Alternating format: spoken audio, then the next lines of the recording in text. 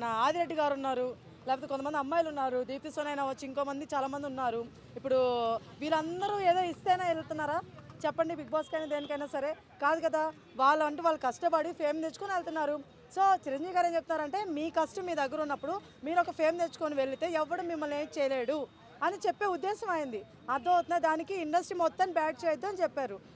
దీనికి కూడా ఒక నెగిటివ్ వేలో తీసుకొని వెళ్ళిపోయి దీన్ని ఇంకా మళ్ళీ వేరేగా స్ప్రెడ్ చేసి ఇంకొకరు ఇన్వాల్వ్ అయ్యి ఇవన్నీ చెత్తాపరాలు చేయకండి. అర్థమవుతుందా? ఇంతటితో దీన్ని వదిలేసేయండి. ఆయన మంచి చెప్పారు తప్ప చెడుగా ఆడ చెప్పలేదు. అర్థమవుతుంది? కొంతమంది అంటారు మళ్ళీ ఆయనకేం ఆయనకు ఒక ఫేమ్ ఉంది, ఆయన అబ్బాయి ఎన్నైనా మాట్లాడతారని. అట్లా ఏం లేదండి. ఆడవాళ్ళు కూడా చాలామంది చేసుకుంటున్నారు. ఏమి వేటికి గురవకుండా మంచిగా చేసుకునే వాళ్ళు కూడా ఉన్నారు ఆడవాళ్ళు ఇండస్ట్రీలో. సో కాకపోతే ఒకటే చెప్తున్నాను, ఎవరికైనా నేను ఒకటే చెప్తున్నాను, ఫేమ్ తెచ్చుకోండి. మీకంటూ ఒక ఐడెంటిటీ ఉన్న తర్వాత ఇండస్ట్రీలో అడుగుపెట్టడం తప్ప మీరు ఏదో వెళ్ళిపోవాలి, ఏదో చేసేయాలన్నట్టు వెళ్తే మాత్రం ఇలానే ఉంటాయి మరి.